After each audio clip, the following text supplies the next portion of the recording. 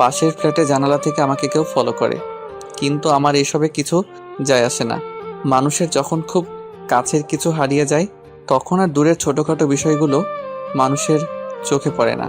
মীরা আমার জীবন থেকে চলে যাওয়ার পর আমার একমাত্র কাছের সঙ্গী হলো এই সিগারেটকে। আজকে খুব বৃষ্টি হচ্ছে, মীরার কথা মনে হচ্ছে খুব। কোনো একদিন হুট করে এমন এক বৃষ্টি মিশ্রিত সকালে মীরার সাথে পরিচয় হয়। কলেজে গিয়েছিলাম ওই দিন আমি খুব সকাল সকালে। হঠাৎ করে আমার বান্ধবীর সাথে একটা নতুন মেয়ে আসলো। ক্লাসে পরিচয় পর্বের শেষে জানতে পারলাম ওর নাম মীরা। আমাদের ক্লাসে নতুন ভর্তি হয়েছে ট্রান্সফার হয়ে। তখন আয়েশা বলল, মীরা শোন, রবিউল কিন্তু আমাদের ক্লাসের টপার। এই কথা শুনে মীরা আমার দিকে অদ্ভুতভাবে তাকালো। আমি সেই তাকানোর মানেটা বুঝতে পারলাম না। অল্প কিছুদিনের মাঝেই আমাদের খুব ভালো বন্ধুত্ব হয়ে গেল। এমন একটা অবস্থা, মীরা আমাকে ছাড়া কিছুই বোঝে না। মীরা আসার আগে আমি কখনোই কলেজ মিস দিতাম না, কিন্তু এখন মাঝে মাঝে কলেজ মীরাকে নিয়ে ফুচকা খেতে যেতে হয়। একদিন হুট করে মীরা আমাকে প্রপোজ করে ফেলে। আমিও বেশি না ভেবে রাজি হয়ে যাই। খুব ভালোই চলছিল আমাদের রিলেশন, কিন্তু সময় যতই গড়াতে লাগলো মীরার আধুনিক হওয়ার স্বভাব বেড়েই যাচ্ছিল। মীরা যে সমস্ত পোশাক পরতো আমার একদম পছন্দ না। এটা নিয়ে মাঝে মাঝেই ঝগড়া হতো। একটু ঝগড়া হলেই মীরা আমার সাথে আর যোগাযোগ করতো না। আমি আগে কল দিয়ে সবসময় সরি বলতাম। মীরার সাথে কথা হতো ফেসবুকের রিলেশনের শুরুতে। মীরার ফেসবুকের পাসওয়ার্ড আমার কাছে ছিল। আমাদের কলেজে একটা নতুন ছেলে ভর্তি হয়। ছেলেটার নাম সাগর। ছেলেটা কলেজে আসতো দামি বাইক নিয়ে। ছেলেটার সাথে মেয়েরা গায়ে পড়ে কথা বলা শুরু করে এবং মীরাও ব্যতিক্রম কিছু করলো না। ইদানিং মীরা আমার সাথে কলেজে একদম কথা বলে না।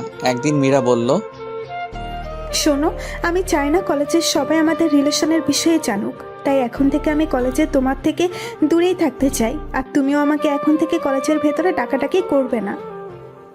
আমি মীরার প্রতি খুব দুর্বল ছিলাম। প্রথম প্রেম তো একটু বেশি কাজ করতো আবেগ। আমিও কলেজ টাইমে মীরাকে কিছু বলতাম না। একদিন আমি একটু আগেই কলেজে গিয়েছিলাম। সাধারণত মীরা সবসময় আগেই কলেজে আসতো, কিন্তু আমি ক্লাস শুরু হওয়ার কিছুক্ষণ আগে যেতাম।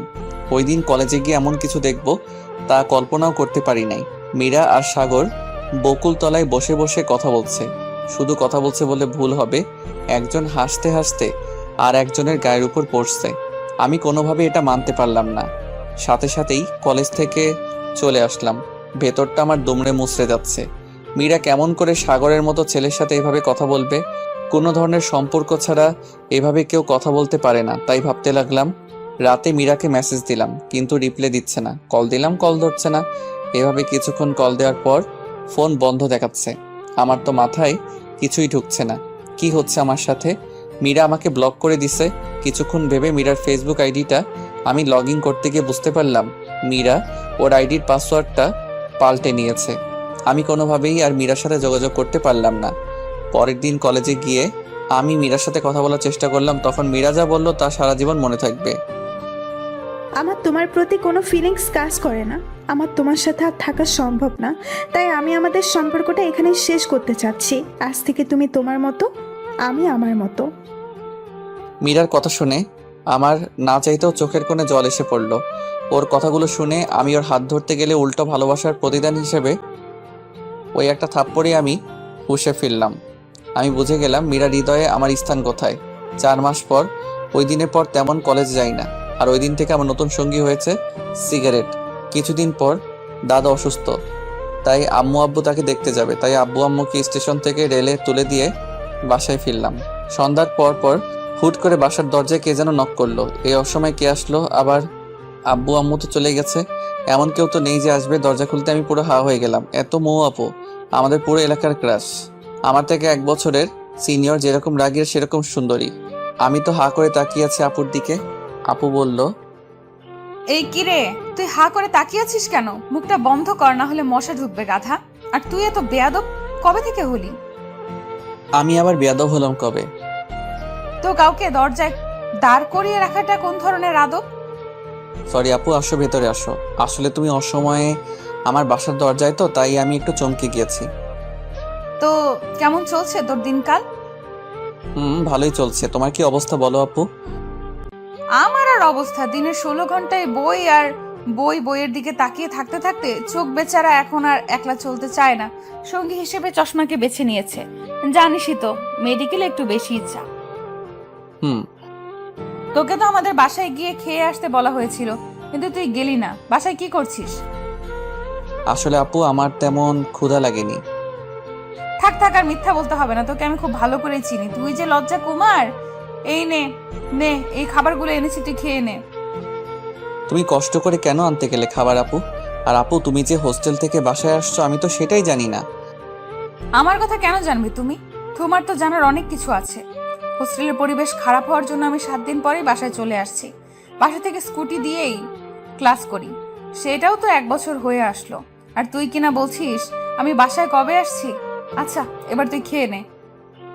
আপু তুমি চলে যাও, আমি পরে খেয়ে নেব। না না না না না, তোকে আমার জানা আছে। তুই এখনই খেয়ে নে, আমি টিফিন বাটি নিয়ে যাব। তারপর আমি খাওয়া শুরু করলাম। খাওয়ার সময় নানা ধরনের প্রশ্ন করছিল আপু। আচ্ছা, তোকে একটা কথা বলি। বলো। তোর প্রতিদিন কয়টা করে সিগারেট লাগে? আপুর কথা শুনে আমি এত লজ্জা পাচ্ছিলাম যে আমার মুখ দিয়ে কোনো কথা বের হচ্ছিল না। আমি কিছু না বলে চুপ করে আছি। আরে বলে দে। আসলে আপু মাঝে মাঝে 2-1টা খাই।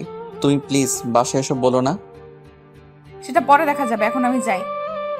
খাবার খাওয়া শেষে আপু টিফিন বাটি নিয়ে চলে গেল। শুয়ে শুয়ে ফোনে টুকটাক লেখালেখি করছিলাম, এমন সময় আমার ফোনের পরিচিত টোনটা বেজে উঠলো। স্ক্রিনে তাকিয়ে দেখি মৌ আপুর নাম্বার।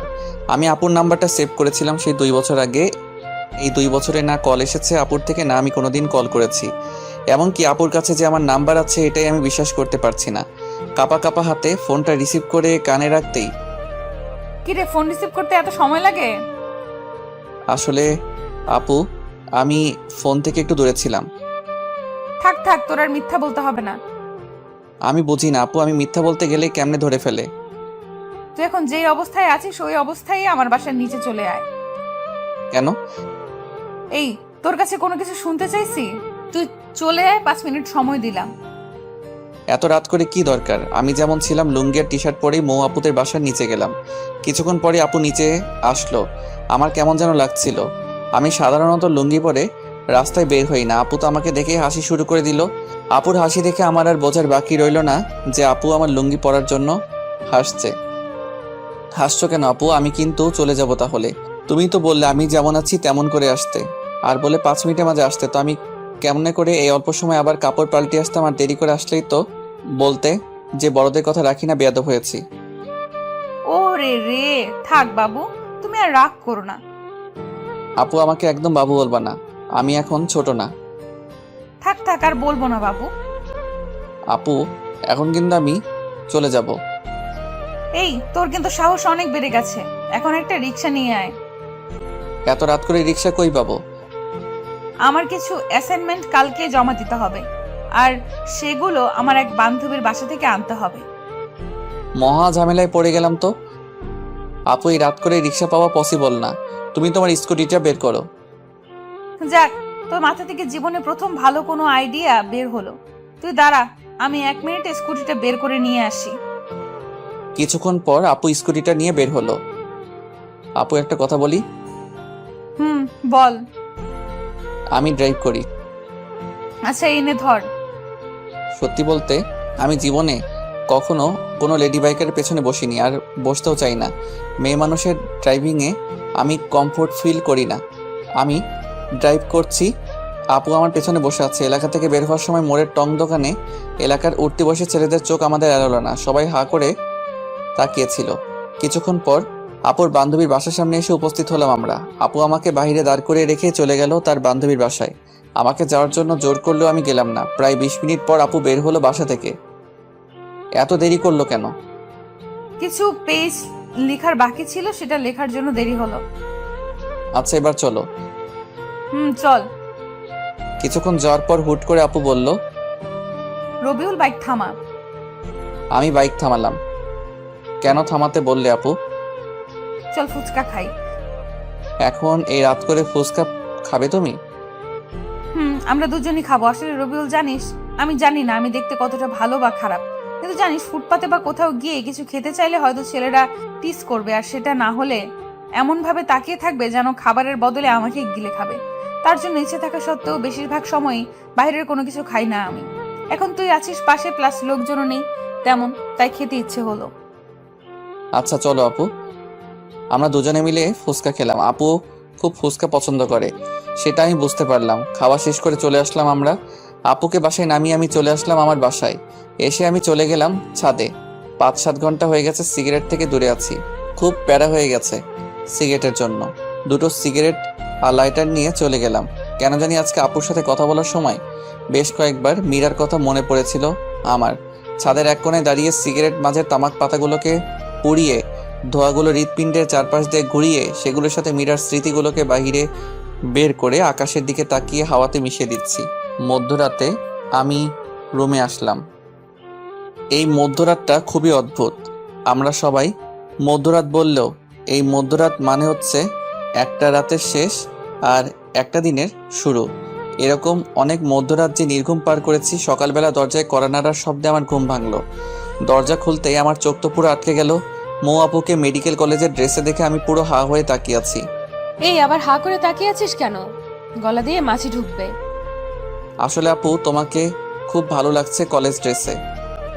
হয়েছে হয়েছে, এত বেলা অবধি ঘুমানো স্বাস্থ্যের জন্য খারাপ। আপু জানি আমি ভালো ভালো কাজ করলে যে সবকিছু আমার সাথে ভালো হবে সেই কথা আমি বিশ্বাসী না। আচ্ছা আচ্ছা, তোর এই কাপ্রিক কথা আমাকে বলতে হবে না। এই নে তোর খাবার, তাড়াতাড়ি খেয়ে নে। এখন খাবো না, তুমি কলেজ চলে যাও, আমি পরে খেয়ে নেব। না, তুই এখনই খেয়ে নে। আমাকে আজকে কলেজে তোকে ড্রপ করতে হবে। আমার স্কুটির চাকায় প্যারেক ঢুকেছে, তাই তুই তো জানিসই গাড়ি ধরে যেতে চাইলে আমি আর কলেজে পৌঁছাতে পারবো না। ইচ্ছে থাকা না সত্ত্বেও এখন আমাদের কলেজ ধরেই মৌ মেডিকেল কলেজের সামনে দিয়ে নিয়ে যেতে হবে। 4 মাস যাবৎ আমি শহরে বের হই না, ভালো লাগে না লোকালয়ে এখন আর আমার। সত্যি বলতে আমি আর আমাদের কলেজে যেতে চাই না। তার বড় কারণ হলো মীরা আর আমার অসংখ্য স্মৃতি রয়েছে ওই কলেজের সাথে। খাওয়া দাওয়া করে রেডি হয়ে মৌ আপুকে নিয়ে বের হলাম। সাথে আমার আব্বুর দেওয়া ডিসকভার 100cc গাড়িটি। নিজের বাইক থাকার জন্য আমি মাঝে মাঝে বাইক নিয়ে যেতাম কলেজে, কিন্তু কম দামি হওয়ায় মীরা কখনো আমার বাইকে চড়েনি, আমিও কখনো জোর করিনি। আমার নিজেরও কিছুটা লজ্জা লাগতো। কলেজের সবারই প্রায় দামি দামি বাইক, আর সেখানে আমার এত কম দামি বাইক আমি নিজেও, তাই কলেজে খুব বেশি নিয়ে যেতাম না বাইক। বাস ধরে যেতাম কলেজে। অনেক দিন পর আমার বাইক বের করলাম। আব্বু খুব যত্নে রাখতো বাইকখানা। আপুকে নিয়ে কলেজের উদ্দেশ্যে রওনা দিলাম। বাইকের মিটার 50-এর আশেপাশে, স্বাভাবিকভাবে চালাচ্ছিলাম বাইক। আচ্ছা রবিউল, একটা কথা বলবি আমায়? তোর মনে ঠিক আমার সম্পর্কে কি ভাবনা আছে? ঠিক বুঝতে পারলাম না আপু, তোমার সম্পর্কে কি ভাবনা থাকবে আর? মানে আমি তোর কাছে মানুষ হিসেবে কেমন? তুমি একটু রাগী, কিন্তু মনটা খুব ভালো তোমার। বেশ কিছুক্ষণ পর আমি আমার কলেজের সামনে গিয়ে আটকে গেলাম রাস্তায় জ্যামের জন্য। বেশ কিছু বন্ধুর সাথে রাস্তায় দেখা হলো। আমার পেছনে মৌ আপুকে দেখে তো সবাই জেলাস ফিল করছিল।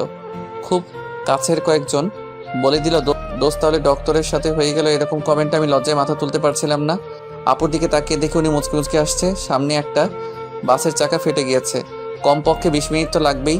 যেখানে বাঘের ভয় সেখানেই রাত হয়। দেখে আমার বন্ধু রাতুল আসছে।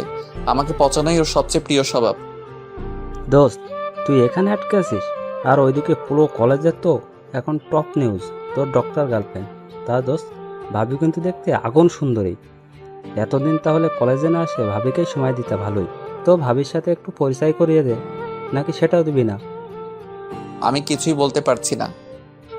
ভাবি, আমি রাতুল, আমি রবিউল, একই সাথে একই বিভাগে পড়ছি। আমি মৌ, এখন ঢাকা মেডিকেল কলেজে পড়ছি। মনে মনে তো সে আল্লাহকে ডাকছি। এখন যদি আপু বলে দেয় সে আমার বড় বোন, তাহলে লজ্জায় মাথা কাটা যাবে। আচ্ছা ভাবি, আপনাদের সম্পর্ক কতদিনের? এই তোর এখন এসব জানতে হবে না। রাস্তায় দাঁড়িয়ে কেউ এসব কথা বলে, এখন সময় নেই। আরে দোস্ত, এমন করিস কেন? রাস্তায় তো জ্যাম, আর কতদিন তোর সাথে কথা হয় না। মনে চাইতেছে রাতুলকে কলেজের পুকুরে যদি ডুবাইতে পারতাম। আমরা রিলেশনে গিয়েছি 4 মাস হলো প্রায়। আর কিছু জানার আছে কি রাতুল? না ভাবি, আর কিছু বলার নেই। সময় করে একদিন আমাদের ক্যাম্পাসে আসবেন, কিন্তু অনেক আড্ডা দিব। সময় পেলে অবশ্যই আসবো একদিন। হারামজাদা, তোর ভাবি বলার স্বাদ যদি না মিটাই তো আমার নাম রবিউল না। হারামি, তুই আমারে এমন অবস্থায় ফেলেছিস সেটা আমি জানি। জ্যাম ছেড়ে গেছে। রাতুলকে বিদায় জানিয়ে আমি বাইক স্টার্ট দিয়ে আপুকে নিয়ে মেডিকেলের দিকে ছুটলাম। আমার লজ্জার ঘোর এখনো কাটেনি, একদম চুপ করে আছি। কিরে, তোর কি কথা বলা বন্ধ হয়ে গেল নাকি? আসলে আপু সরি, প্লিজ তুমি কিছু মনে করো না।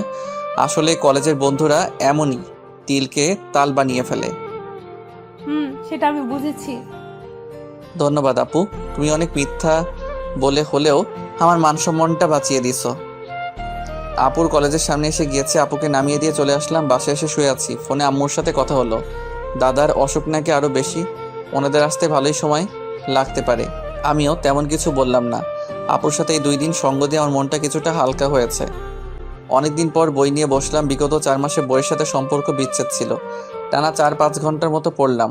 হুট করেই মৌ আপুর কথা মনে হলো। আপুকে তো আমি রেখে আসছি কলেজে। আপু যদি আসার সময় গাড়িতে করে আসতে চায় তাহলে অনেকগুলো বাস পাল্টিয়ে আসতে হবে, অনেক টাইম লেগে যাবে। কেন যেন আমার অবচেতন মনের কথা শুনে আমি বাইক নিয়ে চলে গেলাম আপুকে নিয়ে আসার জন্য। আপুর কলেজের সামনে গিয়ে দেখি 3:20 বাজে। বেশ কিছুক্ষণ ওয়েট করার পর আপুকে দেখতে পেলাম। আপু কিছুটা দূর থেকে আমাকে দেখে একটা তৃপ্তির হাসি দিল। আপুর হয়তো আমাকে দেখে অবাক হলো। কিরে, আবার কি মনে করে এসেছিস? কেন, এসে কি তোমাকে ঝামেলায় ফেললাম নাকি? আমি কি তোকে বলছি নাকি তুই এসে আমায় ঝামেলায় ফেলেছিস? তুই অনেক দায়িত্বশীল হয়ে গিয়েছিস দেখা যাচ্ছে। আপুকে নিয়ে আসার সময় আপু বাইক থামিয়ে হোটেলে খাবারও খাওয়ালো আমায়। আপু হয়তো আমার চেহারা দেখে বুঝেছিল আমি দুপুরে খাবার খাইনি। যদিও আমি বাহিরের খাবার খুব একটা খাই না, কিন্তু আপুর জোরাজোরিতে তবুও খেতে হলো। আপুকে বাসার সামনে নামিয়ে দিয়ে আমি চলে আসলাম বাসায়। সারা দিনটা ভালোই কাটলো, অনেকদিন পর একটা সম্পূর্ণ দিন ভালো কাটলো। সন্ধ্যার পরপরই পড়তে বসলাম। রাত 9টার দিকে কলিং বেলের শব্দ, ক্রিং ক্রিং। আপু আসছে। আপু টিফিনের বাটিটা আমার হাতে দিয়ে বলল, যা তাড়াতাড়ি একে গরম গরম খাবার খেয়ে নে। আপু প্রতিদিনই আমার প্রিয় প্রিয় খাবার রান্না হয় নাকি তোমাদের বাসায়? আরে সেরকম না, কাকতালীয় ভাবেই হয়তো তোর প্রিয় খাবারগুলি রান্না হচ্ছে আমাদের বাসায়। আমিও ব্যাপারটা সিরিয়াসভাবে না নিয়ে খাওয়া শুরু করলাম। অর্ধেক খাওয়ার পর তাকিয়ে ভদ্রতার খাতিরে আপুকে জিজ্ঞাসা করলাম, আপু তুমি খেয়েছো রাতের খাবার? না, আমি খাইনি। আমি একটু লেট করেই খাই রাতের খাবার। বলো কি, তোমাকে বসিয়ে রেখে আমি খেয়ে যাচ্ছি? এত খাবার আমি এমনিতেও খেতে পারবো না, আসো দুজনে মিলে খাই। না, তুই খেয়ে নে। কি হবে খেলে? ছোটকালে তো অনেকবার দুজন মিলে খেয়েছি আমরা। বাহ, তোর দেখি ছোটবেলার কথাও মনে আছে। তো মনে না থাকার কি আছে, আমার সবকিছুই ভালোভাবে মনে আছে ছোটকালের। আসো আপু, আমি তোমাকে খাওয়াই দেই।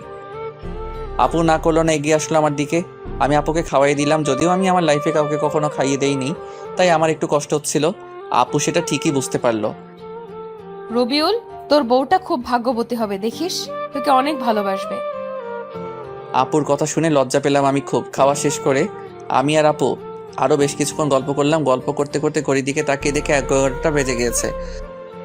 আপু অনেক রাত হয়ে গিয়েছে, চলো তোমাকে তোমার বাসায় দিয়ে আসি। আপুকে বাসায় দিয়ে পর্যন্ত পৌঁছে দিতে গিয়ে কাকা কাকির সাথে দেখা হলো। কেমন আছো রবিউল তুমি? ভালো আছি, আপনারা কেমন আছেন? এই তো বাবা, আছি ভালোই। তুমি একদমই তো ভুলে গিয়েছো আমাদের ছোটকালে সারাদিন থাকতে ময়ের সাথে। এখন বড় হয়ে বছরে একবারও আসতে পারো না। আমরা তো তোমাকে নিজের ছেলের মতনই দেখি। আসলে কাকি তেমন না, পড়াশোনার চাপে আমি বাসা ছেড়ে খুব কম বের হই। আর বোঝাতে হবে না, আজকে রাতে এখানেই থাকো।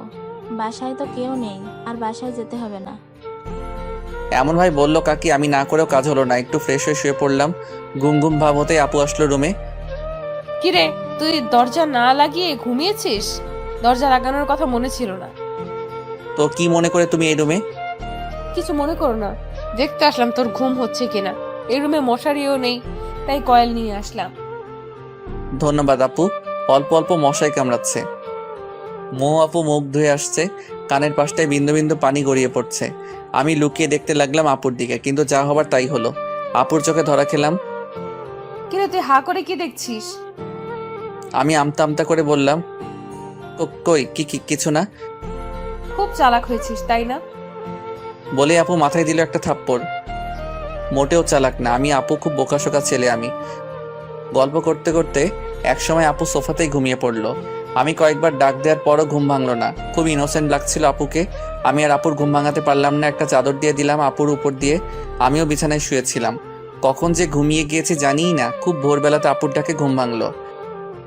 এই তাড়াতাড়ি উঠে পড়, আর এই নে তোর জন্য চা এনেছি। কাপটা হাতে নিতে ঘুম ঘুম চোখে একটা চুমুক দিতে চোখ থেকে সকল ঘুম নিমিষেই উধাও। আপু খুব সুন্দর হয়েছে। চা কে বানিয়েছে? চা কে আর বানাবে, আমিই বানিয়েছি। তুমি এত ভালো করে চা বানাতে পারো? এই তোকে মিথ্যা সান্ত্বনা দিতে হবে না, তাড়াতাড়ি চা খেয়ে নিয়ে ফ্রেশ হয়ে খাওয়ার টেবিলে আয়। আমি চাটা অনেক সময় নিয়ে খেলাম, ফ্রেশ হয়ে চলে গেলাম খাবার টেবিলে।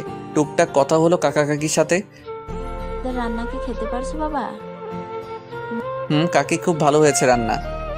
ওই রান্না করছে কয়েকদিন যাবত, তাই জিজ্ঞাসা করলাম আর কি।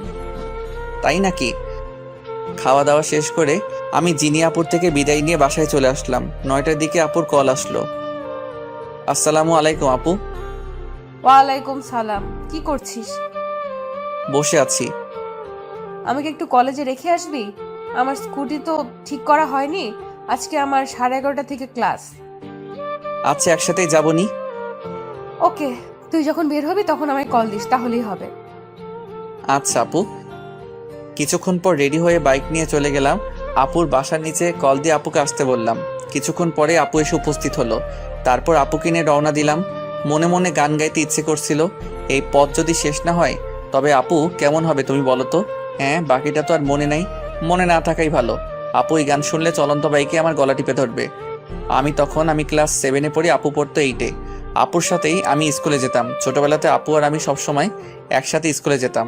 হাই স্কুল জীবন থেকে আপুর পিছনে এলাকার বিভিন্ন ছেলেরা ঘুরতো। আমাদের এলাকার সিনিয়র এক ভাই ছিল। ভাই টুকটাক পলিটিক্স করতো, এলাকায় খুব প্রভাব ছিল, তার জন্য সবাই ভয় পেত কম বেশি। ভাইয়ার নাম ছিল আকাশ। উনি আপুকে ওই সময় খুব পছন্দ করত। প্রতিদিনই স্কুলে যাওয়া আর আসার সময় আপুর জন্য রাস্তায় দাঁড়িয়ে থাকতো। এভাবে 6 মাস চলে যায়। বেচারা ভাইয়ার জন্য ওই ছোট বয়সে আমারই মায়া জন্মে গিয়েছিল। একদিন সাহস করে আপুকে প্রপোজ করে আপু সরাসরি কোনো ভনিতা না করে জানিয়ে দেয় আপু কোনো রিলেশনশিপে যেতে পারবে না। কিন্তু ভাইয়া তবুও হাল না ছেড়ে আপুকে ফলো করত। একদিন আবারও কথা বলার জন্য আপুকে ডাক দেয়। আপু ওই দিন না দাঁড়িয়ে হাঁটা শুরু করতে গেলে ভাইয়া আপুকে থামানোর জন্য আপুর হাত ধরার চেষ্টা করে। আর সাথে সাথে আপু দাঁড়িয়ে স্যান্ডেল খুলে আকাশ ভাইয়ার গালে বিদ্যুৎ গতিতে 5-7 বার জুতা দিয়ে মারলো। পরে এই বিষয়টা এত ভাইরাল হয় যে আকাশ ভাইয়ার লজ্জায় এলাকা ছেড়ে প্রবাসে পাড়ি জমায়। আমার কলেজের সামনে এসে আমি বাইক থামালাম। আপু তুমি একটু এখানেই দাঁড়াও, আমার কলেজে একটু কাজ আছে, তা শেষ করে আসছি। আচ্ছা। কলেজে এসেছি আমাদের ডিপার্টমেন্ট প্রধান সালাম স্যারের সাথে দেখা করতে। ক্লাস টপার হওয়ার জন্য স্যার আমাকে খুব আদর করতো আর শাসনও করতো খুব। মীরার বিষয়টা জানার পর স্যার নিজে আমাকে কলেজে আসতে মানা করেছিল, কারণ স্যার খুব ভালো করেই জানতো কলেজে আসলেই মীরা আর সাগরকে একসাথে দেখে আমার অবস্থা দিন দিন খারাপই হতো। সত্যি বলতে ক্যাম্পাসে সবাই জানতো কম বেশি ভালোবাসায় কতটা সিরিয়াস ছিলাম। স্যারের চেম্বারে গিয়ে দেখি স্যার নেই। অফিস সহকারীর সাথে কথা বলে জানতে পারলাম স্যার আমাদের ক্লাস নিচ্ছে। আমি আমাদের ক্লাসের সামনে গেলাম, খুব নার্ভাস লাগছে, হয়তো অনেকদিন পর মীরার সাথে দেখা হবে। দরজা খুলে স্যার আসতে পারি? আসো। আসসালামু আলাইকুম স্যার। ওয়ালাইকুম সালাম। কেমন আছো তুমি? ভালো আছি স্যার, আপনার সাথে কিছু কথা আছে। আচ্ছা, আমার ক্লাস শেষ, তুমি আমার রুমে আসো। তারপর স্যারের সাথে কলেজের ব্যাপারে কিছু কথা ছিল, সেগুলো বলে চলে আসলাম আপুর কাছে। তারপর আপুকে নিয়ে কলেজে নামিয়ে দিলাম। ধন্যবাদ, সাবধানে যাবি বুঝলি, আমাকে মেসেজ দিস পৌঁছে। আমি বাধ্য ছেলের মতো মাথা নেড়ে চলে আসলাম। বাসায় এসে আপুকে একটা কল দিয়ে জানিয়ে দিলাম। আপুর সাথে কথা বলে কেমন যেন একটা শান্তি পাই। শান্তিটার মানে কি সেটা আমি জানি না। বিকেলে আবার আপুর কল। কি রে রবিউল, কি করতেছিলি? তেমন কিছু না আপু। কাজ না থাকলে আমায় একটু নিয়ে যেতে পারবি? আমি আসছি। আপুকে নিতে গেলাম। আপুর কথা ভাবতে ভাবতে বাইক চালিয়ে যাচ্ছিলাম। হুট করে আচমকা রাস্তায় কুকুর এসে পড়লো। আমার বাইকের সামনে যা হবার তাই হলো। ব্যালেন্স ঠিক রাখতে পারলাম না, রাস্তার পাশের একটা বড় গাছের সাথে ধাক্কা খেলাম। তারপর আর কিছুই মনে নাই। চোখ খোলার পর নিজেকে হসপিটালে আবিষ্কার করলাম। উপর দিকে তাকিয়ে দেখি আমার হাত ব্যান্ডেজ করে ঝুলানো রয়েছে। ভালো করে চারপাশে তাকাতেই দেখি মৌ আপু আমার পাশে বসে কান্না করছে। আপু আমার চোখ খুলতে দেখেই চোখের জল মুছলো। কান্না করছো কেন আপু? আমার কিছুই হয়নি, ঠিক আছে আমি তোকে আসতে না বললে কিছুই হতো না। সরি, তুই আমাকে মাফ করে দে। আপু তুমি পাগলের মতো কিসব বলছো? আসলে রাস্তায় হুট করে মাঝপথে কুকুর এসে যায়। কুকুর বাঁচাতে গিয়ে আমি ব্যালেন্স হারিয়ে ফেলি। একটু পরেই ডক্টর আসলো। ডক্টর আসার পর বুঝতে পারলাম আমার ডান হাতের হাড় ভেঙে গিয়েছে। আমাকে হসপিটালে আনছে কে আপু? আমি যতদূর জানি একটা গাড়ির ড্রাইভার তোকে পৌঁছে দিয়েছে, আর তোর ফোনে আমার নাম্বার প্রথমে থাকায় আমাকে কল দিয়ে জানায়। তারপর আমি আসছি। আমি এসে রাতুলকে কল দিছি, তারপর রাতুলও আসছে। আচ্ছা আপু, তুমি রাতুলকে কেন কল দিচ্ছ? এখন তো দিলে আমায় বিপদে ফেলে। রাতুলের সামনে যদি তোমাকে আপু আপু করে বলি, তাহলে কলেজে আমার যেটুকু সম্মান আছে তার সবটুকু নিলাম করে দিবে ও। জানো না তো আপু, তুমি রাতুল থাকেই আমাকে পচানোর জন্য সব সময়। প্লিজ আপু, রাতুলকে বুঝতে দিও না যে তুমি আমার বড় আপু। প্লিজ আপু। আচ্ছা আচ্ছা, সে আমি দেখছি, কিন্তু বাবু তুমি আমাকে আপু বইলো না আবার রাতুলের সামনে। আমাকে আপুর সাথে কথা বলতে শুনেই রাতুল ভেতরে আসলো। কিরে দোস্ত, তুই কি ভাবিকে নিয়ে স্বপ্ন দেখতে দেখতে বাইক চালানো শুরু করছিলি নাকি? সামান্য কুকুরের সঙ্গে ধাক্কা লেগে এই অবস্থা। বড় কোনো গাড়ি থাকলে তো কথাই ছিল না। হারামি, তুই কি আমাকে দেখতে এসেছিস নাকি আমাকে আরো খোঁচাতে এসেছিস? আরে না রে দোস্ত। আচ্ছা শোন, ডক্টরের সাথে কথা বলে দেখ কি বলে। আমি বাসায় চলে যাব, এখানে থাকলে আমার দম বন্ধ হয়ে আসবে। তোর দম বন্ধ হলেও 7 দিনের আগে রিলিজ দিবে না কোনোভাবেই। শরীরের অনেক জায়গায় কেটে গিয়েছে। যেখানে বাঘের ভয় সেখানে রাত হয়। আমার সবচেয়ে অপছন্দের জায়গা হলো হসপিটাল। আচ্ছা তুই থাক দোস্ত, আমি সন্ধ্যার দিকে আবার আসবো তোদের জন্য খাবার নিয়ে। আরে ভাই, তোর খাবার আনতে হবে না, তুই ফ্রি থাকলে এমনি আসিস। তুই এখন চুপ করে রেস্ট কর, তোর কিছু বলতে হবে না। ভাবি আমি গেলাম তাহলে, আমার বন্ধুর খেয়াল রাখেন ভালো করে। মোয়াপো মাথা নাড়িয়ে শুধু হুম হুম বলল। রাতুল চলে যেতে আমি হাঁপ ছেড়ে বাঁচলাম। ও থাকলে কথা বলতে বলতে আমাকে জ্বালিয়ে মারতো। আপু একটা কথা বলি। বল। আমার তো আপু হসপিটালে থাকলে দম বন্ধ হয়ে আসবে। তুমি তো হবু ডক্টরই, দেখো না ডক্টরের সাথে কথা বলে কিছু করে আমাকে বাসায় নিয়ে যেতে পারো নাকি? আচ্ছা দেখছি তুই এত অস্থির হচ্ছিস কেন। তুই একটু শুয়ে থাক, আমি দেখি ডক্টরের সাথে কথা বলে আসি, দেখি কিছু করা যায় নাকি। বেশ কিছুক্ষণ পর আপু আসলো রুমে। রবিউল, আমি ডক্টরের সাথে কথা বলছি। আমি মেডিকেলের ছাত্রী হওয়ায় ডক্টর তোকে ছাড়পত্র দিতে রাজি হয়েছে, কিন্তু 7 দিন তোর নার্স হিসেবে আমাকে তোর পাশে থাকতে হবে। ও আচ্ছা তাহলে থাক, আমি এখানে থাকি, তোমার পড়াশোনায় অনেক ক্ষতি হয়ে যাবে। এই, তুই কি আমার থেকে বেশি বুঝিস নাকি? আমার পড়ার কথা তোর ভাবতে হবে না। তারপর আপু আমার প্রেসক্রিপশনটা নিয়ে গেল কিছু ইনজেকশন আর ওষুধ আনার জন্য। আপু যাওয়ার 2 মিনিট পরেই আচমকা মীরা এসে উপস্থিত। মীরাকে দেখে আমার বিরক্ত লাগছে। কেমন আছো? কি করে হলো এসব? বলেই তো ন্যাকা কান্না শুরু করে দিল। এই নাটকের তো আমি কোনো মানে বুঝতে পারলাম না। আমার মুখ দিয়ে কোনো কথা বের হচ্ছিল না মীরার সাথে কথা বলার জন্য। আমার ভেতরে কোনো কথা নেই। এমন সময় মৌ আপু এসে পড়লো। আপুকে দেখে মীরা আমার শরীর ধরে কান্না করছিল। মৌ আপুর দিকে তাকাতেই দেখি আপুর মুখটা কালো হয়ে গিয়েছে। আপু পুরো একটা বিব্রতকর অবস্থায় পড়ে গেল। রবিউল, কে উনি তোমার? কেউ না তেমন, আমাদের ক্লাসেই পড়ে। আমার কথা শুনে এক মুহূর্তে মীরার কান্না থেমে গেল। তেমন কিছু না বলে আপু আর আমার থেকে বিদায় নিয়ে চলে গেল। আমি কিছুতেই হিসাব মিলাতে পারতেছি না। মীরা কেন আসলো হসপিটালে? এটা কি আমাকে নিয়ে মীরার নতুন কোনো গেম? মীরা চলে যাওয়ার পর আমি আর আপু একটা সিএনজি করে আপুদের বাসায় চলে আসলাম। আপুর চোখের দিকে আমি তাকাতেই পারছি না। একটু পর পরই আপুর চোখ দিয়ে জল পড়ছে। আপু প্লিজ, তুমি আর কান্না করো না। তুমি এভাবে যদি কান্না করো তাহলে আমি একটু সুস্থ হব না। চোখের জল মুছে জোর করে হাসার চেষ্টা করলো আপু। কিছুক্ষণের মধ্যে বাসায় পৌঁছালাম, কিন্তু হাত ভাঙা থাকায় খাওয়া নিয়ে বাজলো বিপত্তি। আমি চামিচ দিয়েও ভাত তুলতে পারছিলাম না। পুরো হাতই শক্ত করে ব্যান্ডেজ করা বাধ্য হয়ে আপু আমাকে খাওয়াই দিচ্ছিল। আপু তুমি এত ভালো করে খাওয়াই দিতে শিখলে কই থেকে? এর আগে কাকে কাকে খাওয়াইছো? আমার লাইফের ফার্স্ট কাউকে আমি নিজের হাতে খাইয়ে দিতেছি, বুঝলি? বুঝেছি আপু। কি বুঝলি? এটাই যে আপু তুমি সব বিষয়ে পারফেক্ট একজন মানুষ। আপু একটা কথা বলি। বল। তোমার বিএফ নেই? আছে আমার বিএফ। আপুর বিএফ আছে এই কথাটা শুনে আমার ভেতরটা নাড়া দিয়ে উঠলো। আপু আমি আর খাবো না, আমার পেট ভরে গিয়েছে। আপু চলে গেল প্লেট রেখে আসতে। আমি বুঝলাম না, আপুকে তো আমি ভালোবাসি না, তাহলে আপুর বিএফ আছে এটা শুনে আমার কষ্ট হচ্ছে কেন? তবে কি আমি আপুর প্রেমে পড়ে গিয়েছি? না, এসব ভাবাও ঠিক না। আপু কিছুক্ষণ পর রুমে আসলো। কিরে রবিউল, মন খারাপ নাকি তোর? একটু মন খারাপ, আব্বু আম্মুর কথা মনে পড়েছে। ও আচ্ছা, তুই শুয়ে শুয়ে বিশ্রাম নে। তাহলে কোনো কিছু লাগলে আমায় ডাক দিস। আমার কিছু পড়া আছে, আমি পড়তে বসবো। আচ্ছা আপু, যাও তুমি। আর শোনো আপু, কাকা কাকিকে বলো তারা যেন আমার অ্যাক্সিডেন্টের কথা আব্বু আম্মুকে না জানায়, শুধু শুধু চিন্তা করবে। আচ্ছা, সেটা আমি এখন বলে দিচ্ছি, তুই বিশ্রাম কর। আপু চলে গেল।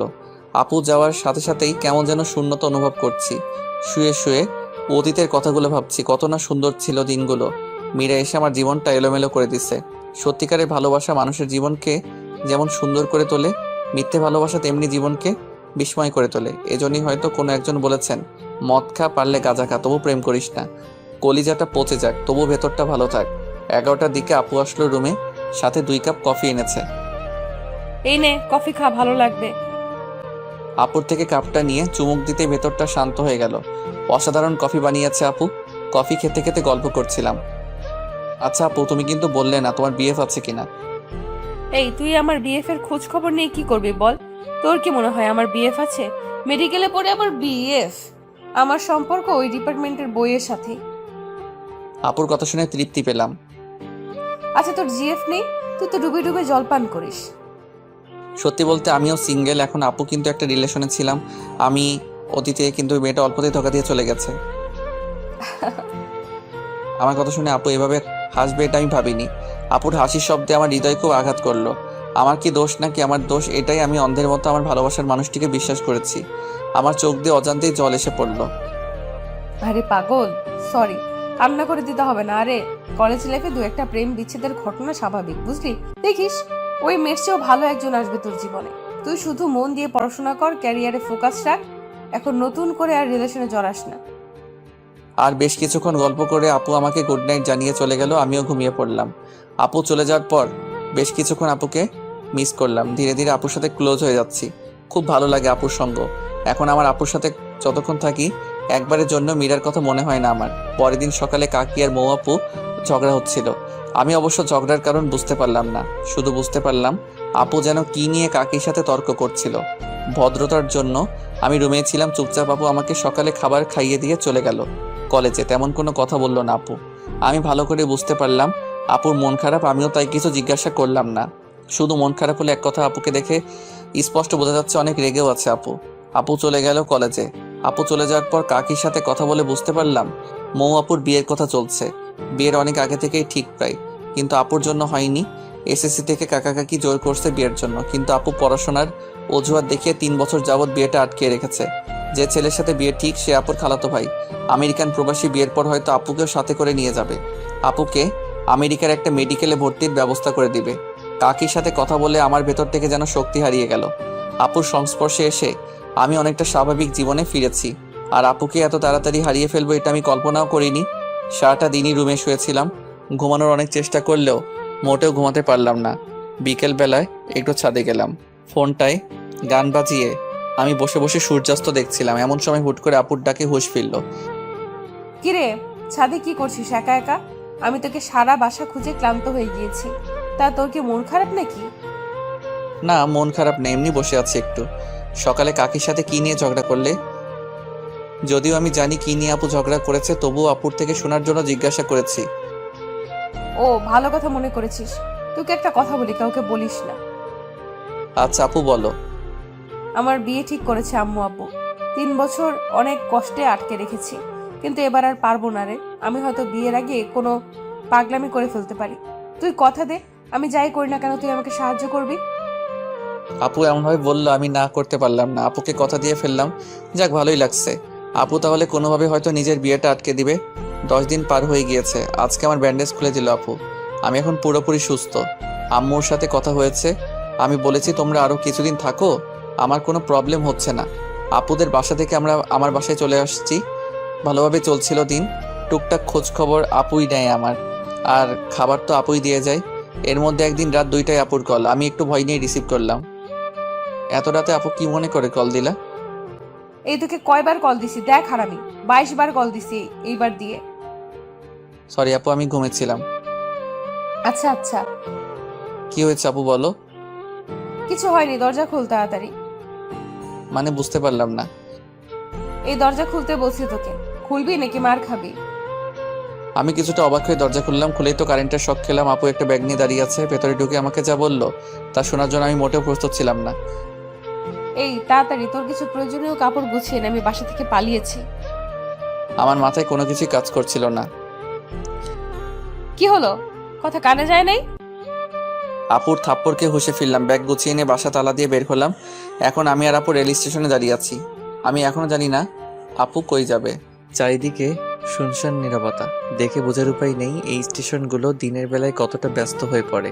স্টেশন যদি কোনো মানুষ হতো তাহলে এখনকার পরিস্থিতি হতো ঠিক কমে যাওয়া একজন রোগী। কিছু মানুষ স্টেশনে রাত্রি যাপন করে, যাদের থাকার মতো আশ্রয় নেই। কতই না অদ্ভুত রহস্যময় আমাদের এই পৃথিবী। অনেক ঘর ফাঁকা আছে আমাদের দেশে, যেখানে ঘুমানোর কেউ নেই, আর এখানে ঘুমানোর মানুষ আছে কিন্তু ঘর নেই। দিন শেষে আমরা মিথ্যে করে বলে ফেলি উচ্চ গলায়, মানুষ মানুষের জন্য। আমার মনে হয় এটা বলা ঠিক না, এখন বলা উচিত মানুষ স্বার্থের জন্য। আপুর দিকে তাকিয়ে আমি কিছুই বুঝতে পারছি না, এরকম পরিস্থিতিতে এত চুপ করে আছে কেমন করে। আপুর ডাকে কিছুটা হকচকিয়ে গেলাম। রবিউল, বলো আপু। এই শোন, সবার আগে তুই আমাকে এই আপু বলাটা অফ করে রাখ। যেভাবে আপু আপু করিস, মানুষের সামনে না আবার বিপদে ফেলে দেস। আপুর কথার আগামাথা কিছুই বুঝলাম না। আপু বললে আবার কিসের বিপদ হবে? আমি না বুঝেই ইশারায় মাথা নাড়লাম। আপুর টিকিট কাউন্টার থেকে টিকিট কেটে নিল। আমি একদম চুপ করে আছি। এই নে রবিউল, টিকিটগুলো তোর কাছে রাখ। টিকিট হাতে নিয়ে বুঝতে পারলাম আমরা সিলেট যাচ্ছি। ঘড়ির দিকে তাকিয়ে দেখি 3:40 বাজে। রেল আসবে 3:55-তে, আর এই স্টেশন থেকে ছেড়ে যাবে ঠিক 4টায়। আপু, তোমার প্ল্যানিংয়ের কিছু তো বললে না? 2 ঘন্টা যাবত তোমার সাথেই আছি শুধু শুধু। শোন, এখন কোনো কথা নয়, রেলে চড়ার পর আমি সব বলবো। আমি শুধু মাথা নাড়ালাম। আমরা দুজনে মিলে রেলে চড়লাম। আমরা ভিআইপি কামরায় উঠেছি। আমরা বাদে পুরো কামরায়, কয়েকজন কাপল বাদে পুরো কামরাই ফাঁকা ছিল। একটা হুইসেল দিয়ে চালু হলো রেল। রেল চালু হতেই আপু মনে হয় হাত ছেড়ে বাঁচল। আচ্ছা আপু, এখন বলো তোমার পুরো প্ল্যান কি? তুই কি কিছুটা জেনেছিলি আগেই? আম্মু আর আব্বু আমার উপর জিদ করে কোনো ধরনের অনুষ্ঠান না করে আজকে আমাকে বিয়ে দিয়ে দিত। আমি রাজি না হলে জোর করে দিত বিয়ে আজকে আমাকে। আমি কোনো উপায় না পেয়ে রাতে বাসা থেকে লুকিয়ে চলে আসছি। তাড়াহুড়োতে মাথায় কোনো বুদ্ধি আসছিল না, আর তোকে কল দিয়েও পেলাম না। কত চিন্তা হলো আমার জানিস। যখন তুই কল রিসিভ করছিলি না, তখন একেবারের জন্য মনে হচ্ছিল তুই কল না ধরলে নিজেই নিজের একটা ক্ষতি করে ফেলবো। আল্লাহর রহমতে তুই 22 বারেই রিসিভ করে ফেলেছিস। সরি আপু, আসলে আমি ঘুমিয়েছি 1টার দিকে, আর তুমি কল দিছো 2টার দিকে, তাই ধরতে পারিনি। আচ্ছা ঠিক আছে, সরি বলতে হবে না। তোর আসার সময় প্রয়োজনীয় কিছু কাপড় নিয়ে আসছি সাথে করে, আর আমার সাথে কিছু ক্যাশ টাকা ছিল 50,000, সেগুলো নিয়ে আসছি। টিউশনি করে জমাইছিলাম টাকাগুলো। কমপক্ষে 1 মাস বাসায় যেতে পারবো না আমি। বাসায় গেলেই বিয়ে কনফার্ম। আমি যতদূর জানি ভাইয়ার ছুটি 1 মাসের মতো। ভাইয়া চলে যাওয়ার পরে আমি বাসায় যাব। এই 1 মাস আমরা সিলেট থাকবো। এখন তোর কোনো আইডিয়া বা পরামর্শ থাকলে আমায় দে। আপু, তুমি তোমার ফোনের সিম খুলে ফেলে দাও, আর আমিও আমার সিম খুলে ফেলছি। সিম খুলে ফেলবো কেন আমরা? আসলে আপু, তুমি তো জানোই তোমার আব্বু কত প্রভাবশালী লোক। হয়তো কাল থেকে পুলিশের মাধ্যমে তোমাকে খোঁজা শুরু করবে, তখন এই সিম থাকলে আমরা খুব সহজেই ধরা খেয়ে যাব। তুই আসলে একটা জিনিয়াস। আপু আমাকে জিনিয়াস বলাতে আমি খুব খুশি হলাম, কিন্তু প্রকাশ করলাম না। রেল চলছে তার আপন গতিতে। আপুর 2 চোখ ভরে প্রচণ্ড ঘুম। 30 মিনিট পার হতে না হতেই আপু ঘুমিয়ে গেল। আমার কাঁধে মাথা রেখেছে। কেন জানি বিষয়টাতে আমি খুব শান্তি পেলাম। পুরোটা জার্নিতে আপু ঘুমিয়েছে আমার কাঁধে মাথা রেখে। ঘুম থেকে উঠে একটাবার ধন্যবাদও দিল না। আপু মানুষটি কত নিষ্ঠুর। আপুর এই ঘুমের জন্য আমি 6 ঘন্টা টানা একভাবে বসেছিলাম। নড়াচড়া করার ফলে যদি আপুর ঘুম ভেঙে যায়, এই জন্য স্থির ছিলাম। 10টার দিকে আমরা সিলেট শহরে নামলাম। ঢাকার মতো এত ব্যস্ত না সিলেট নগরী। অনেক পরিষ্কার পরিচ্ছন্ন, দেখেই মনটা ভালো লাগলো। অনেকদিন যাবৎ ঢাকার ধুলোবালি, জ্যাম আর গাড়ির হর্নে জীবনটা একটা জেলখানা হয়ে গিয়েছিল। অনেকদিন পর মুক্ত লাগছিল নিজেকে। আপু শোনো, আমরা আপাতত কারোর সাথে যোগাযোগ করব না, কারণ আমাদের পরিচিত কারোর সাথে যোগাযোগ করলে পুলিশ সেই সূত্রের মাধ্যমে আমাদের ঠিক বের করে ফেলবে। আচ্ছা করবো না, এখন প্লিজ চল কোনো হোটেলে, আমার খুব ক্ষুধা লেগেছে। চলো। আমি আর আপু একটা হোটেলে গিয়ে কিছু খাবার খেয়ে নিলাম। খাওয়া দাওয়া করে আমরা কিছু হোটেলে যোগাযোগ করলাম থাকার জায়গার ব্যবস্থা করার জন্য, কিন্তু কোনোভাবেই সেটা পারলাম না ব্যবস্থা করতে। হোটেলে স্বামী স্ত্রী ব্যতীত এলাও না। পুরো বিপদে পড়ে গেলাম। চুপ করে বসে আছি আমি আর আপু একটা গাছের পাশে। আমার খুব চিন্তা লাগছিল, রাত হলেই বিপদ বেড়ে যাবে। এর মাঝে আমি আর আপু স্বামী স্ত্রীর পরিচয়ে বাসাও ভাড়া করতে চেষ্টা করছি, কিন্তু হয়নি। সেই চেষ্টা সফল। সবারই এক কথা, বিয়ের ডকুমেন্ট ছাড়া কিংবা কারো রেফারেন্স ছাড়া বাসা ভাড়া দেওয়া হবে না। হুট করে আপু বলে উঠল, পেয়ে গিয়েছি আইডিয়া, চল তাড়াতাড়ি। কোথায় যাব? কিছু না বলেই বলছো যেতে। কাজী অফিস যাব আমরা। এখন বিয়ে করে নেব, তারপর একটা বাসা ভাড়া নেব। এত ঝামেলায় যেতে পারবো না। কি মেরে আল্লাহ, সামান্য বাসা ভাড়া নেওয়ার জন্য বিয়ে করে নিবে? তুমি এই বাসা ভাড়া নেওয়ার জন্য এখন বিয়ে করবে? কেন, তুই কি ভয় পাচ্ছিস নাকি? ঢাকায় গিয়ে আমি তোকে ডিভোর্স দিয়ে দিব, কেউ জানবেও না। বিয়ের কথা শুনে অবাক হলেও কিছুটা ভালো লাগলেও ডিভোর্স শব্দটা শুনে কেমন যেন শূন্যতা অনুভব করলাম। ভয় পাওয়ার কি আছে, তুমি যা ভালো মনে করো। চল। একটা রিক্সা করে কাজী অফিসে গেলাম আমরা। কিছু ঝামেলা ছিল সাক্ষীর, কিন্তু টাকা কিছু বেশি দেওয়াতে সব ঠিকঠাকই হলো। সব কাজ শেষ করে আমরা বিয়ের ডকুমেন্ট নিয়ে একটা বাসাও ভাড়া করে নিলাম। বাড়িওয়ালা দুজন বৃদ্ধ আর বৃদ্ধা। আমাদের বিয়ে কতদিন যাবত হয়েছে জিজ্ঞাসা করলো আপু। বুদ্ধি করে কিছু মিথ্যা লাগিয়ে বলল, আমরা লুকিয়ে বিয়ে করেছি আজকেই। আর কিছু ইমোশনাল কথা বলাতে বাড়িওয়ালা রাজি হয়ে গেল। আমরা অগ্রিম মাসের ভাড়া দিয়ে রুমে উঠলাম। তখন বাড়িওয়ালা ভদ্রলোক বলল, আর শোনো বাবারা, এই রুমে আগে দুজন থাকতো। 6 মাসে থাকার পর বাসা ভাড়া না দিয়ে চলে যায়, কিন্তু যাওয়ার সময় সব রেখে যায়। তোমরা এগুলো ব্যবহার করতে পারো।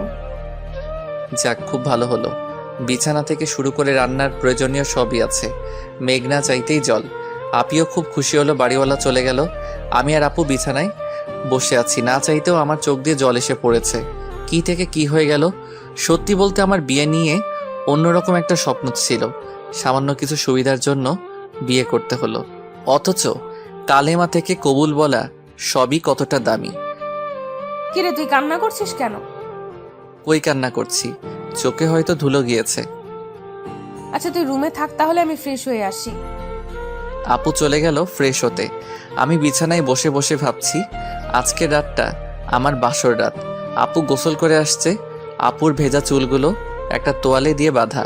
কানের পাশের কিছু চুল থেকে টপ টপ করে পানি পড়ছিল। আপুকে এই অবস্থায় দেখে আমি পুরো শক খেলাম। কিরে, তুই কি দেখিস অমন করে? মনে হয় আজকে তুই প্রথম দেখছিস আমায়। যা গোসল করে আয়। যাচ্ছি। আমি গোসল করে আসলাম। এসে দেখি আপু তার চুল ছেড়ে দিয়েছে শুকানোর জন্য। আপুর এত বড় চুল আমি তো বুঝতেই পাইনি। এর আগে আপুকে যতবার দেখেছি আমি কখনো আপুর চুল দেখিনি। আজ দেখে আমি পুরো অবাক। এত পড়াশোনা করে আপু কেমন করে তার চুল সামলাতো? আপু, একটা কথা বলি। বল। আচ্ছা আপু, তুমি কেমন ছেলেকে বিয়ে করতে চাও? তোর মতো ছেলেকে? আমি এগুলো নিয়ে ভাবিনি কখনো। সত্যি কথা হলো, আমি মেডিকেল কোর্স শেষ করে বিয়ে করতে চাই। তার আগে এগুলো নিয়ে ভাবতে চাই না। ও আচ্ছা। আচ্ছা দেখ রবিউল, এখন তো এই বাসায় আমরা কমপক্ষে 1 মাস থাকবো। আর যেহেতু আমরা এখানে স্বামী স্ত্রী হয়ে বাসা ভাড়া নিয়েছি, তাই তুই আমাকে টোটালি আপু বলা অফ কর। সবসময় তুই আমাকে নাম ধরেই ডাকবি। আপু আর নাম ধরে ডাকতে গেলে দেখবি গুলিয়ে ফেলবি। এখানে আমাদের না চাইলেও স্বামী স্ত্রীর মতো অভিনয় করতে হবে। আর সেটা না করলে ধরা খেলে আবার পুলিশও দিতে পারে। এখানকার মানুষ অনেক সচেতন। তো এখন থেকে আমি তোকে তুমি করে বলবো, আর তুই আমাকে নাম ধরেই ডাকবি, ঠিক যেরকম স্বামী স্ত্রীরা কথা বলে। আপুর কথা শুনে ভালোই লাগলো। নিজেকে সত্যি সত্যি জামাই মনে হচ্ছিল। কিন্তু তুমি আবার কিছু মনে করবে না, বলবে না তো যে বেয়াদবি করছি? আরে পাগল তুই, আমিই তো বলছি সব করতে। বিপদের জন্যই তো আমরা এসব করছি। আচ্ছা মৌ, খুব ভালোবাসা মিশিয়ে আপুকে নাম ধরে বললাম। রাতের বেলায় আবার বাড়িওয়ালা আসলো আমাদের রুমে। তোমাদের নামই তো ভালো করে জানা হলো না। আন্টি, আমার নাম রবিউল আর ওর নাম মৌ। ও আচ্ছা, তোমাদের খুব ভালো মানিয়েছে। কিন্তু দোয়া করি তোমরা অনেক সুখী হও। এই যে তোমাদের জন্য রাতের খাবার নিয়ে আসছি। এখন তো আর কিছু রান্নাও করতে পারবে না। আর হোটেলও বাসা থেকে অনেক দূরে। তোমরা দুজন মিলে খাবার খেয়ে নিও, আমি আসি তাহলে। আচ্ছা আন্টি। যাক, ভালোই হলো, খুব ক্ষুধা লেগেছিল আমার। আচ্ছা মৌ, চলো আমরা খেয়ে নেই তাহলে। তোমাকে কি খাইয়ে দিতে হবে? আপু আমার দিকে খুব অবাক হয়ে তাকালো। তুই এমন করে কথা বলছিস কেন? কেমন করে বলি? এমন ভাবে বলছিস যেন আমরা সত্যি সত্যি স্বামী স্ত্রী। থাক থাক, কথায় আছে তো, কান আর ভালো করতে নেই। তুমি বললে যেন আমরা স্বামী স্ত্রীর মতন থাকি, আর এখন বলছো আমি কিভাবে কথা বলছি। আর তুমি নিজেই বললে স্বামী স্ত্রীর মতন অভিনয় করতে। হ্যাঁ বলছি তো। তো এখন তুমি আমাকে তুই করে বলছো কেন? সরি, আসলে সারা জীবন তুই করে বলেছি তো, তাই আর কি। আচ্ছা, এরপর থেকে আর হবে না। সরি, তুমি রাগ করো না। আমি তুমি করেই বলবো, কিন্তু দয়া করে এর ফায়দাটা নিও না। যদি কোনো রকম ফায়দা নিতে চাও তাহলে আমি তোমার মাথা ফাটিয়ে দেবো। কি ভয়ঙ্কর মেয়ে রে বাবা। আরে তুমি কি আমাকে ওই ধরনের ছেলে ভাবো? না, সেটা ভাবি না, কিন্তু ছেলে বলে কথা। মৌ, তুমি আমার চরিত্র নিয়ে কথা শোনালে। হয়েছে, এখন আর রাগ আর ঝগড়া করতে হবে না। চলো এখন আমরা ঘুমিয়ে পড়ি। এখনই ঘুমিয়ে পড়বো? কেন? না ঘুমিয়ে কি করব আমরা? ফোনে তো সিম নেই যে একটু অনলাইনে যাব। তাই বলে বাসর রাতে ঘুমানো কি ঠিক হবে? বাসর রাত মানে? আরে দেখো, আমাদের বিয়েতে কোনো ভেজাল নেই। পিওরভাবেই বিয়ের সব কাজ সম্পূর্ণ করেছি আমরা। ইসলামী শরীয়ত মেনেই তো বিয়ে করেছি। সেই হিসেবে আমাদের তো বাসর রাতই আজকে। চলো না মৌ, সকল নিয়ম ভেঙে ফেলি আমরা। আমার কথাগুলো শুনে এক মুহূর্তে আপুর চোখে ভয় চলে আসলো, যদিও কথাগুলো আমি সব বলছি মজা করে। রবিউল, তুমি প্লিজ এসব বলো না। আমি তোমাকে আমার চেয়েও বেশি বিশ্বাস করি। আমি জানি আমি ভুল করলেও তুমি কোনো ভুল করবে না। সরি, আমি তোমার সাথে একটু মজা করেছি। আপুর নাম ধরে ডাকতে আমার খুব লজ্জা লাগে, কিন্তু তবুও অভ্যাস করে নিতে হবে, কারণ অন্য কেউ আপুর ডাক শুনে ফেললে আবার ঝামেলায় পড়তে হবে। আচ্ছা চলো আমরা তাহলে এখন ঘুমাই। সারাদিন তো অনেক ধকল গেল আমাদের উপর দিয়ে, কিন্তু বিছানায় যেতেই হলো। আর এক বিপত্তি, দুজন আমরা এক বিছানায় ঘুমাবো। এই তুমি আমার সাথে ঘুমাবে কেমনে? তুমি নিচে ঘুমাও, আমি বিছানায় ঘুমাবো। আমাকে দিয়ে এত কিছু করিয়ে তুমি কি আমাকে নিচে রাখতে চাচ্ছ? আর এই ঠান্ডায় আমি ফ্লোরে ঘুমালে কালকে আমাকে কবর দিতে হবে। তাও ঠিক। একটা কাজ করো, বিছানার মধ্যে বালিশ দাও, আমি ওপাশে আর তুমি ওপাশে ঘুমাও। আচ্ছা ঠিক আছে।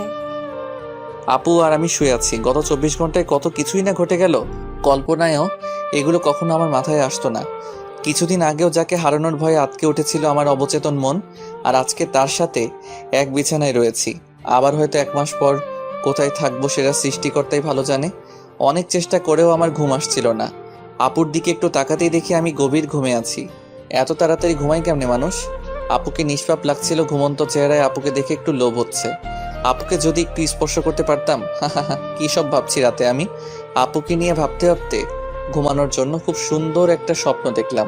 সকালবেলায় আপুকে দেখে স্বপ্নের কথা মনে হতেই আমার লজ্জা লাগছিল। রাতে স্বপ্ন দেখেছি আপু আর আমি শুয়ে আছি। আমি কোনো একটা কারণে রাগ করেছি। এই রবিউল, তুমি আমার উপর রাগ করে আছো কেমনে? তবু আমি কোনো কথা বলছি না। আপু বারবার আমার সাথে কথা বলার চেষ্টা করছিল। আমি চুপ করে আছি। এক সময় এসে আপু জোর করে আমার ঠোঁটে ঠোঁট লাগিয়ে খুব জোরে একটা আমি নিঃশ্বাস নিতে পারছিলাম না। আপু ছেড়ে দেওয়ার পর আমি হাঁপাচ্ছিলাম। এই তুমি কি নিয়ে হাসছো? কিছু না, এমনি হাসছি। সারাদিনই আপুর সাথে খুনসুটি ভালোই কাটলো। বিয়ের প্রথম দিন। মৌ, আমি একটু বাইরে যাব, তুমি বাসায় থেকো, কোথাও যেও না। আমাকে একা রেখে কই যাবে তুমি এই নতুন জায়গায়?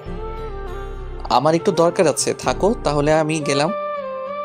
আমার মানিব্যাগটা নিয়ে বের হলাম। বাসা থেকে বের হয়ে একটা রিক্সা নিয়ে শহরে গেলাম। আসলে আমি শহরে আসছি মৌ আপুর জন্য কিছু বই কিনতে।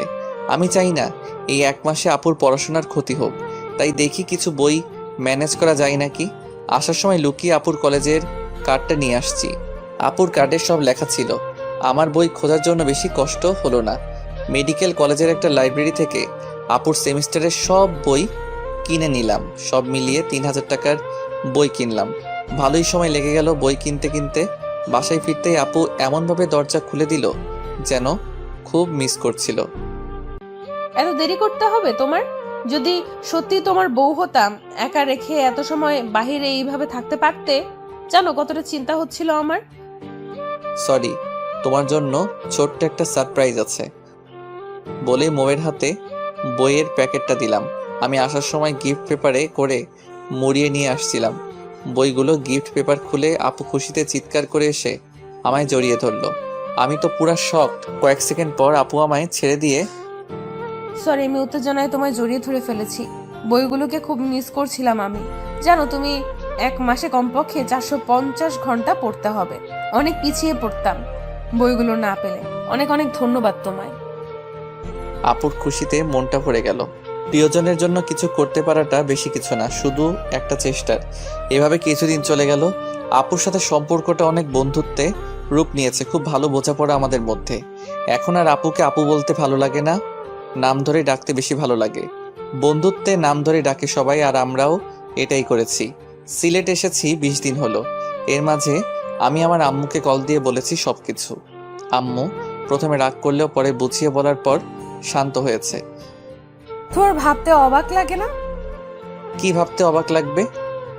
তুমি আমায় একটা সময় কিংবা 20 দিন আগেও শুধু আপু আপু করতে, আর এখন তুমি আমার সবচেয়ে ভালো বন্ধু হয়ে গিয়েছো। জানো আমার ভাবতে অবাক লাগে। আমি কখনো ভাবিনি তোমাকে তুমি করে বলে আমি এত প্রশান্তি পাবো। জানো এখন আমার মনে হয় আমি বাদেও আমার একটা মানুষ আছে যে আমার পাশে আছে। আমার মনে হয় আমি নিজের কাছে যতটা সেফ, আমিও তোমার কাছে ততটাই সেফ। আমি চাই রবিউল তুমি আমার বন্ধু হয়ে সারাটা জীবন আমার পাশে থাকবে। কথা দাও। মৌ, তুমি কি পাগল হয়ে গেলে নাকি? আমি তোমার সাথেই আছি। কথা দাও তবুও তুমি। মৌ আপু একদম আগের মতো নেই। আমার সাথে এমনভাবে পাগলামি করে যেন আপু একদম ছোট হয়ে গিয়েছে। কথা দিচ্ছি, তোমার সাথে আমি ততদিনই থাকবো যতদিন তুমি আমাকে তোমার সাথে রাখবে। এই তুমি এরকম ফিলোসফিক্যাল কথা বলো কেন? সোজাভাবে বলতে পারো না? থাকবো তোমার সাথেই। তুমি যখন থাকবে না তখন তো আর চাইলেও আমি থাকতে পারবো না। কেন? আমি কই যাব? তুমি তো আর সারা জীবন এরকম থাকবে না। একদিন বিয়ে করে পাড়ি জমাবে অন্যের শহরে, তখন চাইলেও আর তোমার পাশে থাকা হবে না। মৌ একেবারে চুপ হয়ে গেল। আমিও কিছু না বলে রুমের বাইরে চলে আসলাম। অজান্তেই চোখের কোণে জল এসে গিয়েছে। মৌ আমার সাথে আছে, এটা সত্য, আর একদিন অন্যের সাথে থাকবে, সেটা বাস্তবতা। বাস্তবতা সবসময় কঠিন, যেটা না চাইলেও আমাদের মানতে হবে। বেশ কিছুক্ষণ রুমের বাইরে থাকার পর রুমে গেলাম। গিয়ে দেখি মৌ বসে বসে পড়ছে। মেডিকেলের ছাত্রীরা এতটা পড়ে সেটা মৌকে না দেখলে বিশ্বাসই হতো না। মৌয়ের মতো মনোবল সবারই থাকা উচিত। এত বিপদের সময়ও নিজের স্বপ্ন থেকে একটু পিছুপা হয়নি। আচ্ছা, আমিও তো পড়াশোনা করছি, আমারও তো স্বপ্ন আছে, তেমনই হয়তো মৌয়েরও কোনো স্বপ্ন আছে। মৌ, আমার ঘুম পেয়েছে, আমি ঘুমাবো। তুমি পড়া শেষ করে রাতের খাবার খেয়ে নিও। কেন তুমি খাবে না? আমার ক্ষুধা নেই, তুমি খেয়ে নিও। তুমি না খেলে আমিও খাবো না। কেন পাগলামি করো বলো? পাগলামি করো না। তুমি না খেলে আমিও খাবো না, সোজা বলে দিলাম। আচ্ছা তুমি পড়ো তাহলে, আমি একটু শুয়ে থাকি। তুমি খাওয়ার সময় আমাকে ডেকে নিও। ঘুমিয়ে গিয়েছিলাম, মৌয়ের ডাকে আপুর ঘুম ভাঙলো। ওই রবিউল, ওঠো, যাও ফ্রেশ হয়ে আসো, আমি খাবার দিতেছি। আমি না খেলে চলে না, আমার খুব ঘুম পেয়েছে, প্লিজ। এই তুমি উঠবে নাকি আমি পানি ঢেলে দিব? উঠছি। ইচ্ছে না থাকা সত্ত্বেও ফ্রেশ হয়ে আসলাম। মৌ খুব ভালো রান্না করতে পারে। প্রথম কয়েকদিন আমি হোটেলে থেকে খাবার আনলেও পরে মৌ বুঝতে পারে যে আমি বাইরের খাবার খেতে পারি না। তারপর থেকে মৌ রান্না করে। খাওয়া দাওয়া শেষ করে আমি আর মৌ একসাথে ঘুমিয়ে পড়লাম। সকালে মৌয়ের ডাকে ঘুম ভাঙলো। রবিউল, ওঠো, ফ্রেশ হয়ে আসো, আজকে কিছু কেনাকাটা করতে হবে আমার। আমি ফ্রেশ হয়ে আসলাম।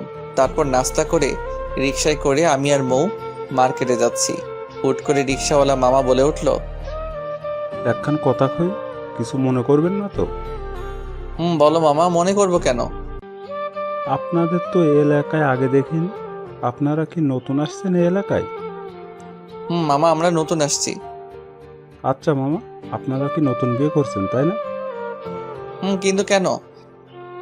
না, এমনিই জিজ্ঞেস করলাম। আপনাদের খুব ভালো মানিয়েছে। রিকশাওয়ালার কথা শুনে মৌয়ের মুখটা লজ্জায় লাল হয়ে গেল। একটা শপিং মলের সামনে আমরা দুজন নেমে পড়লাম। কিছু কাপড় কিনলো মৌ, সাথে আমাকে দুটো টি শার্টও কিনে দিল। কেনাকাটা শেষ করে বাসায় ফিরছিলাম কিন্তু হুট করে মৌ রিক্সা থামাতে বলল। চলো চা খাবো। সিলেটে এসে যদি এখানকার চাই না খাই তাহলে সিলেট থাকাটাই বৃথা। যদিও আমি চা খাই না, তারপরও দুজন মিলে স্পেশাল চা খেয়ে নিলাম। তারপর দুজন কিছুক্ষণ ঘুরে বাসায় চলে আসলাম। বাসায় এসে আমার মাথা ঘোরাচ্ছিল, আমি শুয়ে পড়লাম। মৌ ফ্রেশ হয়ে পড়তে শুরু করলো। এই মেয়েটা কি পড়া বাদে কিছু বোঝে না? আমার তো মুড হতেই 30 মিনিট লাগে পড়তে বসার সময়, আর মৌ সুইচের মতো অন অফ হয়ে যায়। যখন মন চায় পড়ার মুড অন হয়ে যায়। দেখতে দেখতে চলেই গেল 1 মাস। আজকে 1 মাস পূর্ণ হয়ে গেল আমার আর মৌয়ের সিলেট আসার। শহর থেকে আমি আজকে একটা সিম কিনে এনেছি। আজ 1 মাস পর ফোনে সিম ভরছি। ফোন কাস্টমাইজ করে ডাটা অন করে ফেসবুকে লগ ইন করলাম। আম্মুকে কল দিলাম। আসসালামু আলাইকুম আম্মু। ওয়ালাইকুম আসসালাম। কেমন আছো আম্মু তোমরা? এই তো বাবা, আমরা ভালোই আছি। তোরা কেমন আছিস? আজকে সাগরের পরিবারের সবাই আমেরিকায় চলে গেল। সাথে মৌয়ের সাথে সাগরের বিয়েও ভেঙে দিয়েছে। বলো কি আম্মু? তাহলে তো আমরা কালকে চলে আসবো। কতদিন তোমাদের দেখি না। আচ্ছা বাবা, সাবধানে থাকিস। আর শোন বাবা, মৌয়ের বাবা কিন্তু খুব রেগে আছে। আচ্ছা আম্মু, সেটা নিয়ে চিন্তা করতে হবে না। মৌই ওর বাসা সামলাবে। তারপর ফোন কেটে দিলাম। মৌ, শুনছো তুমি? হ্যাঁ বলো, ডাকছো কেন? একটা গুড নিউজ আছে। কি নিউজ শুনি? তোমার সাগর ভাইয়ের পরিবারের সবাই আমেরিকা চলে গিয়েছে। আর যাওয়ার আগে তোমার আর সাগরের বিয়েও ভেঙে দিয়েছে। মৌ শুনেই তো খুশিতে চিৎকার দিয়ে এসে আমায় জড়িয়ে ধরলো। কয়েক সেকেন্ড পর, সরি রবিউল, কিছু মনে করিস না। খুশিতে আমার মাথাটাই ঠিকভাবে কাজ করেনি। চল সবকিছু গুছিয়ে নেই, আমরা কালকেই ঢাকা চলে যাব। সবকিছু গুছিয়ে নিলাম। কোনো রকম ভাবে রাতটা পার করেই সকালবেলা বাড়িওয়ালা কাকা কাকির থেকে বিদায় নিয়ে বের হয়ে পড়লাম। আমি আর মৌ দাঁড়িয়ে আছি স্টেশনে। প্রচন্ড শব্দ আর ভিড়। কোনো রকম ভাবে আমি 2টো টিকিট কিনে নিলাম। 9টা 20 বাজে, 10টায় রেল আসবে। দুজন মিলে বসে আছি আর রেলের জন্য অপেক্ষা করছি। আজকে মনে মনে ভাবছি রেল যেন 10 মিনিট পর আসে। আমি খুব ভালো করেই জানি বাসায় যাওয়ার পর হয়তো আর এভাবে মৌয়ের কাছাকাছি থাকা হবে না। একেই বলে ভাগ্য। আজকে সময়ের 2 মিনিট আগেই রেল আসলো। খুব ইচ্ছে করছিল মৌকে নিয়ে এই শহরে থেকে যেতে, কিন্তু বাস্তবতা সেটা কখনোই মেনে নিবে না। ইচ্ছে না থাকা সত্ত্বেও মৌকে নিয়ে রেলে উঠলাম। কি তোমার কি মন খারাপ নাকি? না, মন খারাপ থাকবে কেন? অনেকদিন পর বাসায় যাচ্ছি, মন খারাপ হবে কেন বলো? কিন্তু 1 মাসে এই জায়গাটার মায়ায় পড়ে গিয়েছিলাম, তাই একটু মিস করছি। আমিও মিস করছি। আচ্ছা মৌ, তোমার কি মনে হয় বাসা থেকে কি রিয়াক্ট করতে পারে? আমাকে কি কিছু বলবে কাকা কাকি? আমি খুব ভালো করেই জানি যাই হয়ে যাক না কেন তোমায় একটা কথাও শোনাবে না, কারণ এখানে তোমার কোনো দোষ নেই। আমি প্রাপ্ত বয়সী হয়ে আমার নিজের ইচ্ছেতেই আমি তোমার সাথে বাসা ছেড়েছিলাম। কথায় আছে না, অল্প শোকে কাতর অধিক শোকে পাথর। ঠিক বলছো। আজকে আর মৌ ঘুমালো না। হয়তো বাবা মাকে দেখার জন্য মনটা অস্থির হয়ে গিয়েছে।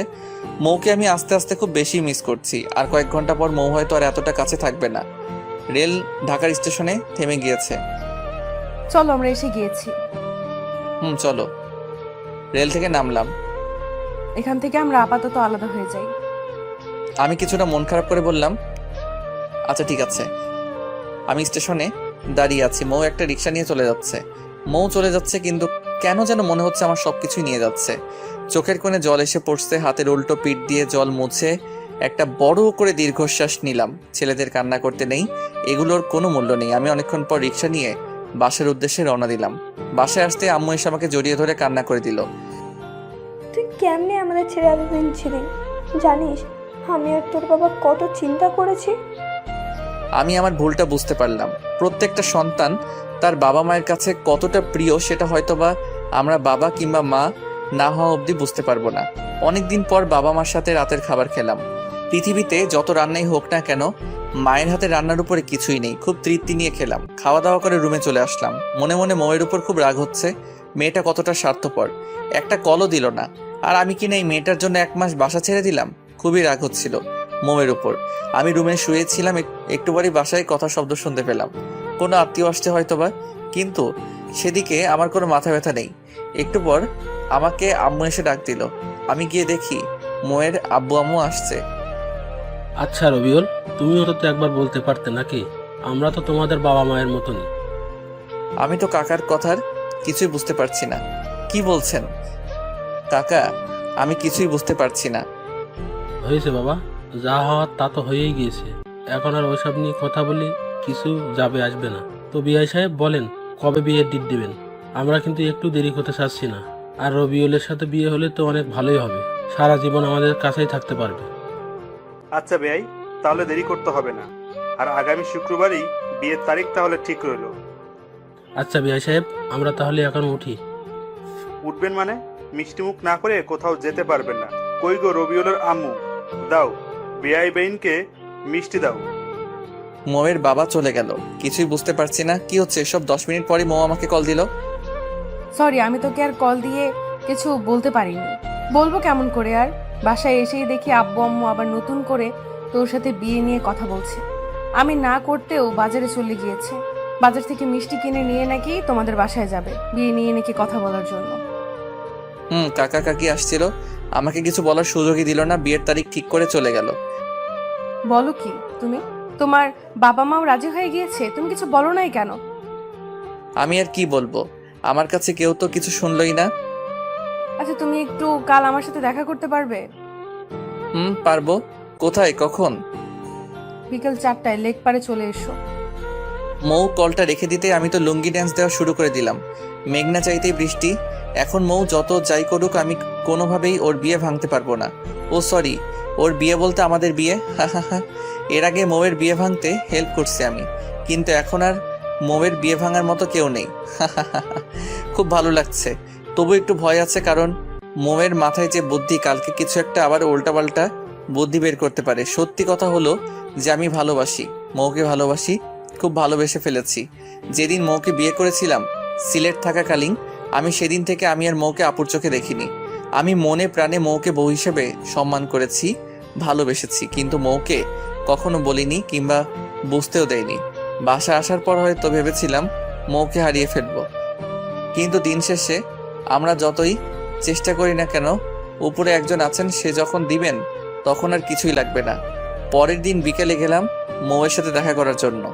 যাওয়ার সময় মৌয়ের কিনে দেওয়া পাঞ্জাবি পরে গেলাম। লেক পাড়ে গিয়ে দেখি মৌ আগে এসে উপস্থিত। মৌ আজকে একটা সাদা রঙের ড্রেস পরে আসছে, খুব মানিয়েছে মৌকে ড্রেসটাই। কেমন আছো? আমার আর ভালো থাকা, তুমি তো দেখছোই একটার পর একটা বিপদ ছাড়ছে না আমাকে। একটা ভালো আইডিয়া দাও তুমি, তাহলে কি করব আমি এখন? একটা কথা বলি তোমাকে, তুমি যদি রাগ না করো। আচ্ছা বলো, রাগ করব না। না, কথা দাও রাগ করবে না, আর সাথে যা বলার তুমি আমার কথা পুরোটা শোনার পর বলবে। বলো। দেখো, বিয়ে তো একদিন তোমার কিংবা আমার করা লাগবেই, আর আমি তো ছেলে হিসেবে খারাপ না, তো তুমি চাইলে আমাকেই বিয়ে করে ফেলো। বিয়ে করার পর তো কাকা কাকি তোমাকে আর প্রেশার দিতে পারবে না, আর জুনিয়র বর পাওয়া অনেকটা ভাগ্যের। তোমার কথা বলা শেষ?